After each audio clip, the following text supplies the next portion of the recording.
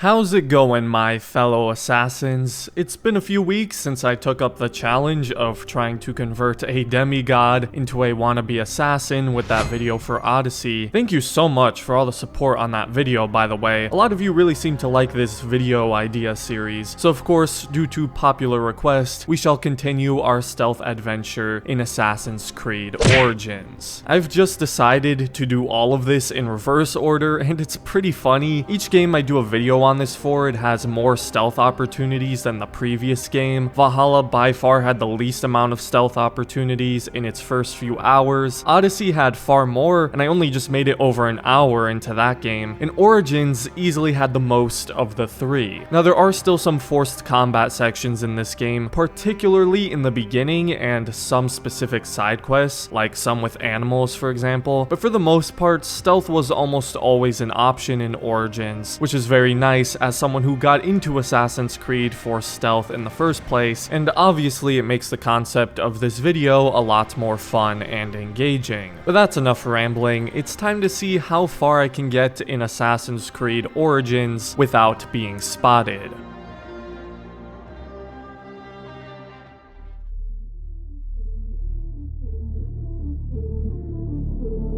So our journey begins with this nice little flashback. Look, everyone's so happy. The Pharaoh's here. What a nice place. I'm sure nothing bad will happen. Oh goodness. It is here where we are acquainted with none other than the co-founder of the Hidden Ones, Bayek of Siwa. Bayek gives one of the coolest monologues in Assassin's Creed ever. Okay, Bayek, relax. We're a minute into the game, you tryhard. Stop being such a badass. Anyways, Bayek tells this guy that he never sleeps and that he's going to kill them all.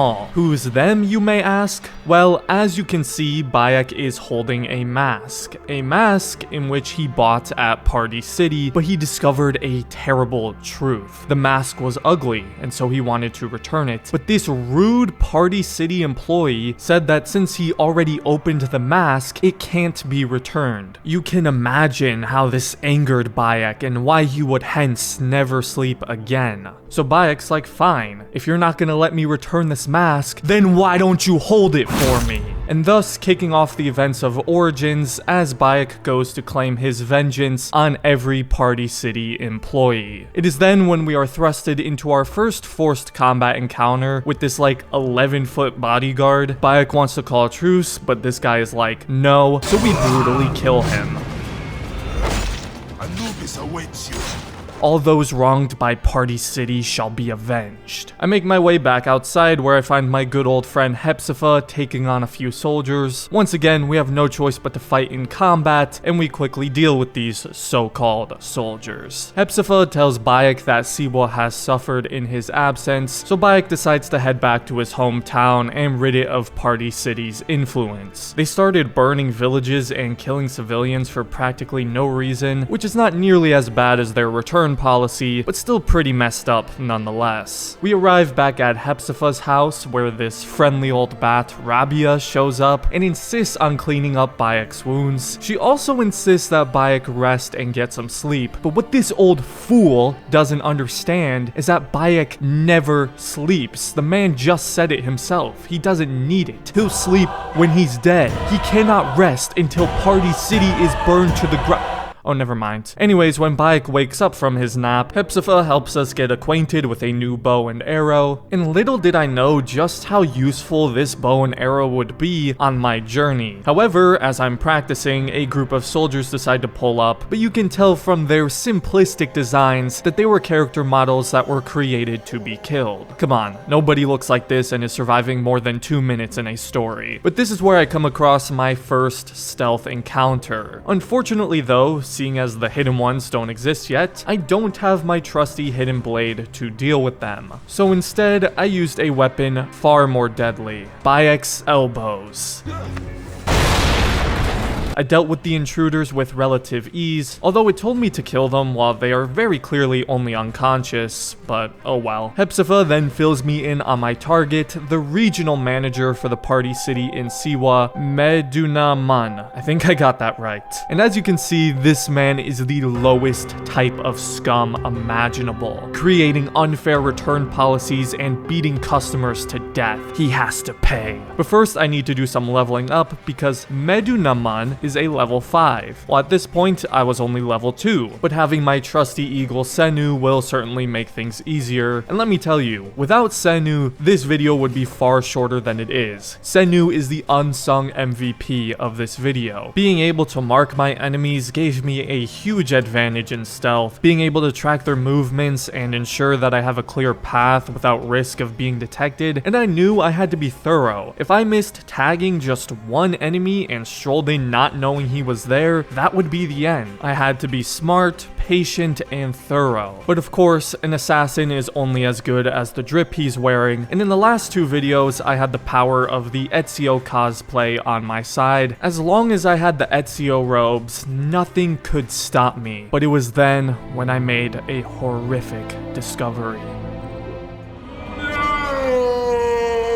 I don't know how, but Ubisoft somehow knew the power of the Ezio robes and took them away from me. I felt broken without them. How could I possibly go on? But then I remembered all the people Party City hurt, all the lives they ruined, all the refunds they refused to give. That's what kept me going. I would not rest, besides that one teeny tiny exception earlier, until all of them suffered. So me and my default outfit set off to complete a few side quests before dealing with Medunaman. The first quest entailed me breaking into a soldier camp, rescuing one of the captives, and bringing him back to his family in one piece. This was going to be my first real challenge in stealth, and lacking a hidden blade and my Ezio robes, I never felt so vulnerable as an assassin. I first surveyed the area with my trusted magical eagle Senu. Again, I had to be certain that I had all nearby enemies marked. If this video ended because I didn't mark someone in my clear view, I would fall into deep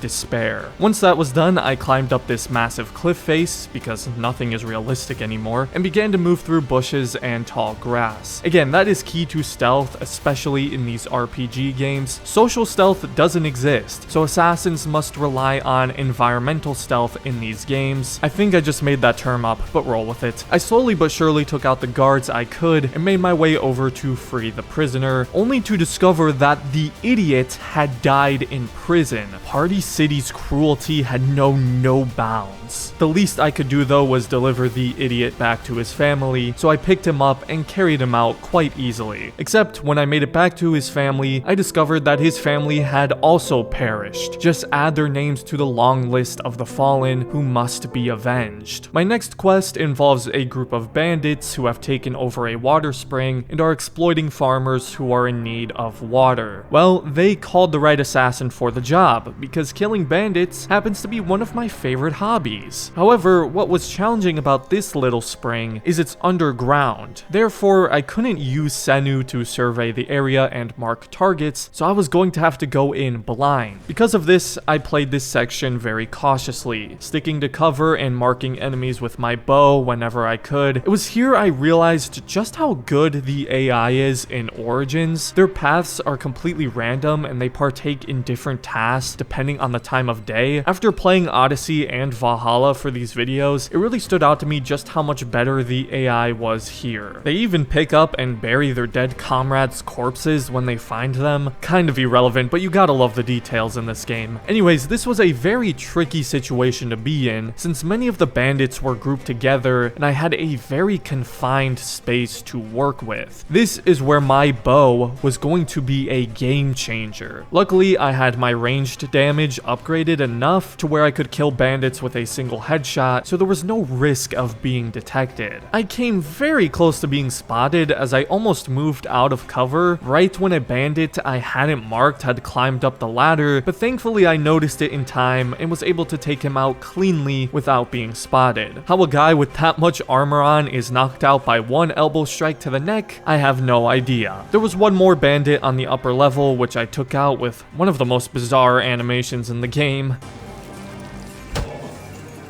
bayek must be made of titanium or something. I took out the others as more started climbing up the ladder and used my bow to snipe those that were separated from the main group. However, there was another unmarked bandit that came within a fraction of a second of spotting me and ending this video. But that's not happening just yet. I once again took cover and waited for the bandits to separate, where I proceeded to take them out one by one, finally accomplishing my objective. The farmers of Siwa are drinking water once again. I also happened to be greeted by this lovely view on the way out. Origins is such a gorgeous game. Even after both of those quests though, I was still only level 3, and I was very concerned that I wouldn't be able to one-hit assassinate Medunaman unless I was a higher level, and I was no stranger to that target. In one of my previous videos, Assassin's Creed Origins, but when I die the video ends, I died on that exact part. So I wasn't about to let history repeat itself and lose on the same mission in 2 different videos. So not only was I motivated to put a major dent in Party City's operations, but I also felt the need to avenge my past self, who foolishly fell to Medunaman and his guards. But to build up the strength to defeat him, I first needed to help the local blacksmith get his tools back and assassinate a captain. On my way, I decided to destroy the pharaoh's statue, as it gave me some of that extra XP I so desperately needed, and I proceeded to the encampment. Once again, you know the drill. I scouted the area with Senu, going over 2 or 3 times to make sure I had all nearby enemies marked, and then I got into a bird's eye view as I tried to plan my route to assassinate the captain and retrieve the tools. As I so often say in these videos, patience is key, and surely enough, after not too long, the perfect opportunity presented itself. The captain went to guard the tent holding the tools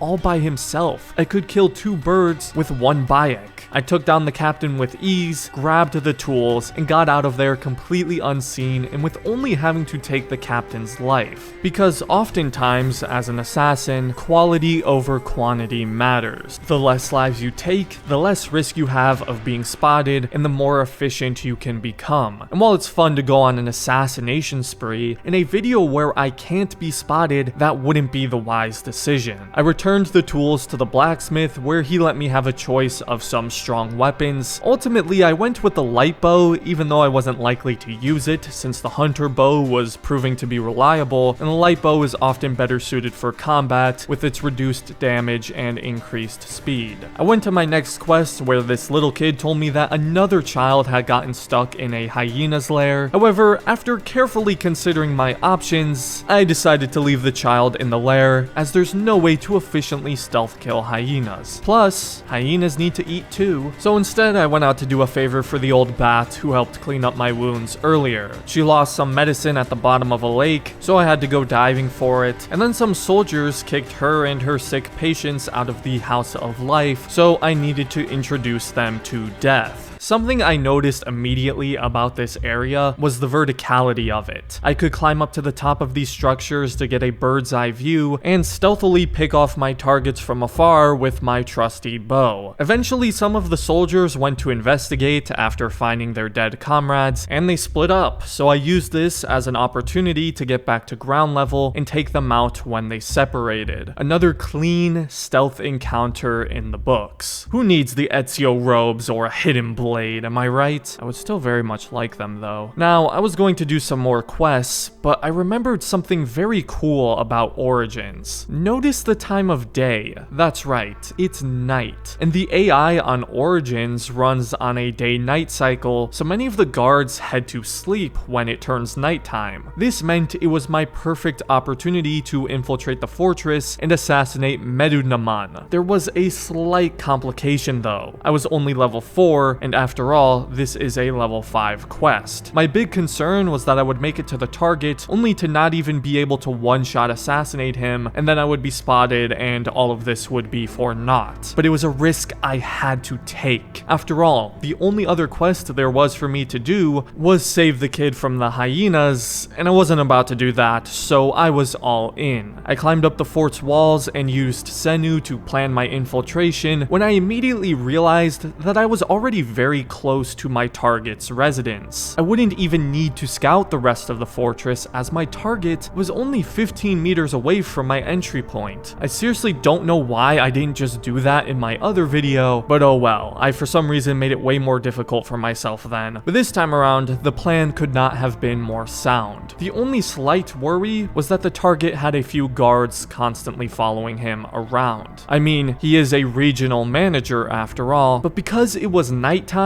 the target was heading to bed and the guards stood watch outside of his quarters, because he obviously didn't want them to be watching him sleep. That's kind of creepy. Well, perhaps he should have, because this allowed me to sneak in through his balcony, and thankfully, I was able to one-shot assassinate him despite being slightly underleveled. I had to rid Siwa of its tyrant. Me and the old Medunaman had a nice chat in this dramatically lit death room, and get this, he accused me of being dramatic and overly sensitive for wanting revenge over not being able to refund that ugly mask. The absolute nerve on these Party City employees is unfathomable. The lengths they will go to just to stay in power. In the middle of our little chat, Bayek has a flashback of his son where he tries to teach him the ways of the Medjai. The nice bonding exercise is then interrupted by soldiers who have taken a child hostage. Unbelievable. I mean, leaving a child for the hyenas is fine, but take one hostage, you're going too far. I'm then brought into my first forced combat encounter in a while, where the game has scripted it so that I would lose, and all the soldiers have insane amounts of health.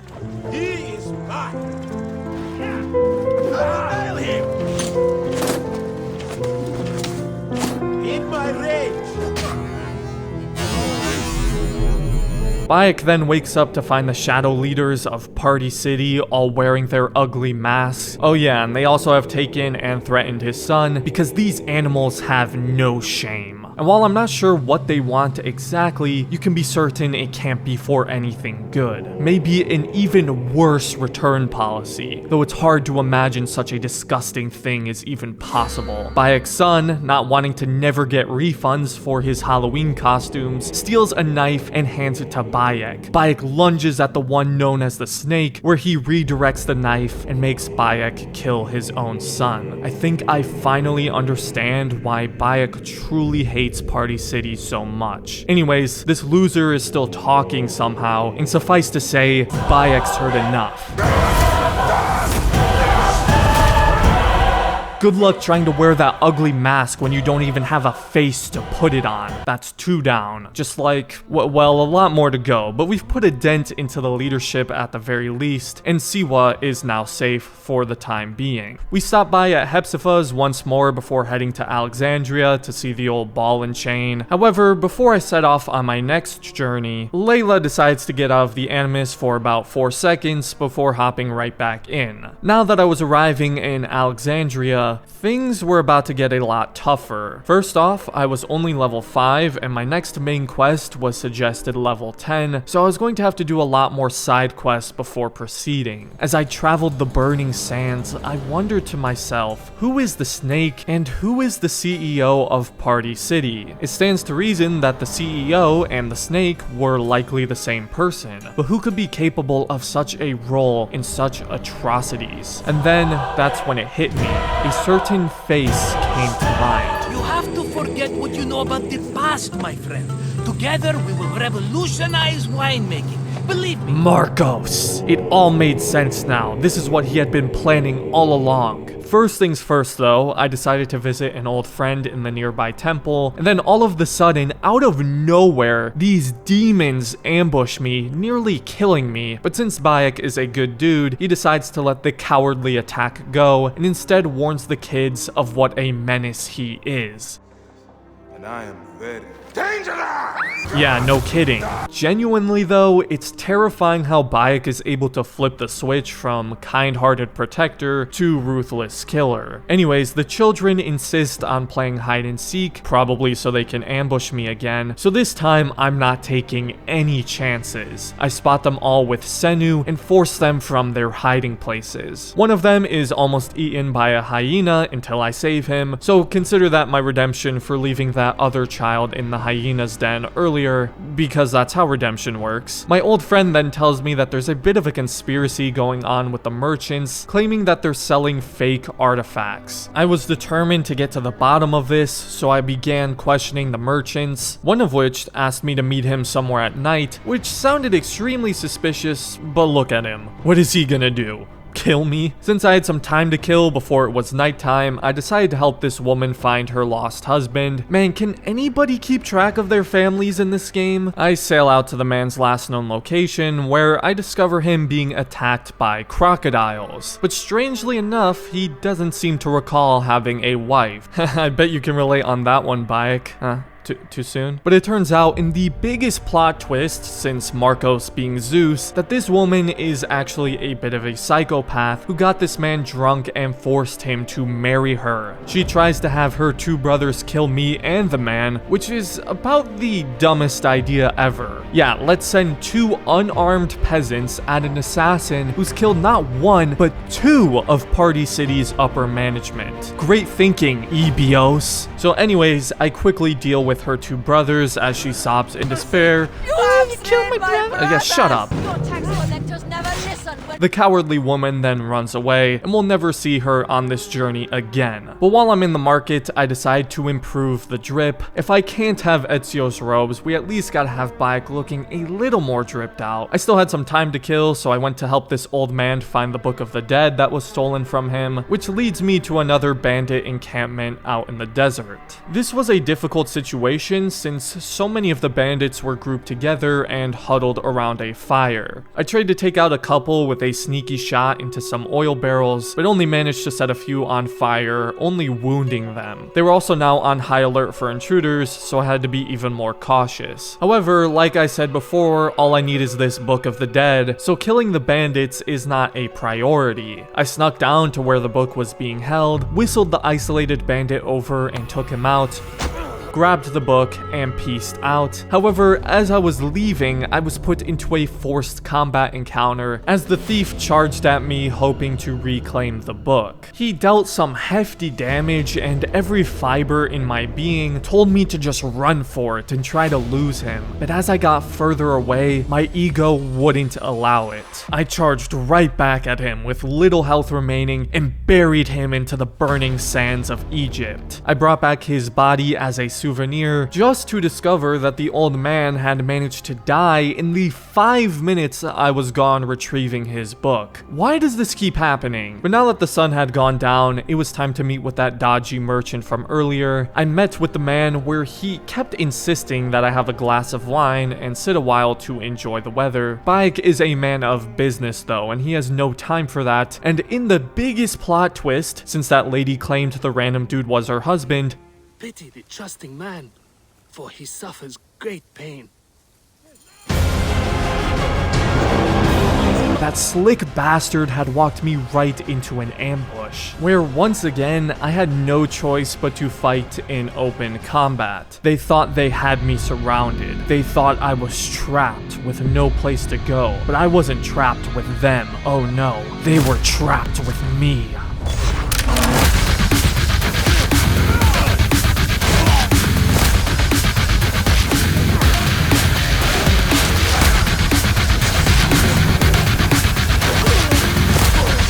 I tried to kill the merchant for his treacherous efforts, but the game didn't want me to have any fun. At least I could take out my frustrations on the bandits who had been supplying the merchant with the fake artifacts though. I would have to take them out stealthily, and this was also going to be a huge challenge. Not because of the sheer number of bandits, because there were very few. In fact, that's what made it challenging. The camp was so small and the bandits were so clustered together that it was going to be difficult to isolate them and take them out stealthily. I got in close with the tall grass and waited and waited and waited for the perfect time to strike. But no matter how the guards moved, I couldn't find a good window. Eventually, I grew frustrated and instead tried to destroy the supplies cache, since that was my objective after all, but this quickly alerted the renegades to my presence. With them now on high alert, I had to be more cautious than ever, but I couldn't just continue to sit around waiting for the right moment. I had to create the opportunity myself and get creative. But ladies and gentlemen, this was a mistake. the first one I had made in this entire journey, and suffice to say, it was a costly one. And what if I told you that this mistake was actually the fault of none other than my experience with Assassin's Creed Odyssey? You see, in my Odyssey video, something I would do a lot when in cover is use my bow and arrow. It can obviously be extremely strong and versatile for stealth, and I've already used it a lot in my time here with Origins, and in Odyssey, you can aim your bow at enemies while in cover without being seen, even when they are looking directly at you. So, therefore, I assumed it was the same in Origins. It only made sense. However, the second I did so, this happened.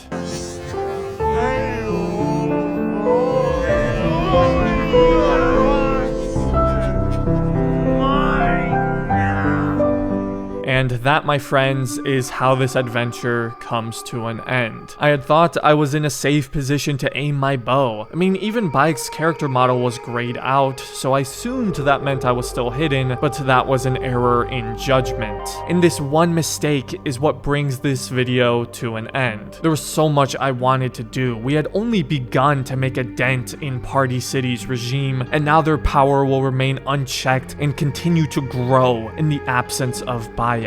All of the fallen remain unavenged, and Bayek was never refunded for that mask. I suppose the burden now falls upon the shoulders of Jacob and Evie Fry as we next try to make it as far as possible in Assassin's Creed Syndicate. Will the Fry twins be able to carry on the mantle? Will they avenge Bayek and put a stop to Party City? Oh, who are we kidding? We're doomed. But like I said at the start, I had an absolute blast making this video for Origins. By far the most stealth opportunities out of the 3 videos I've made in this series so far, and all in all, we made it about an hour and 50 minutes into the game without being spotted, which is not too shabby. Better than our time from Odyssey, still a bit less than Valhalla, but again, Valhalla had so few stealth sections in its opening hours that you can't really compare those times. I'm definitely interested to see how I'll fare now that I've completed the RPG games, since obviously Assassin's Creed is far more stealth focused in the older games. But if you enjoyed the video and want to see me do this for Syndicate next, I'd appreciate it if you left a like and considered subscribing to the channel if you're new. I also have a channel membership with exclusive perks if you're interested in joining, and other than that, thanks for watching and have a good rest of your day, Assassins. Oh yeah, and Marcos, Party City, I'm coming for you.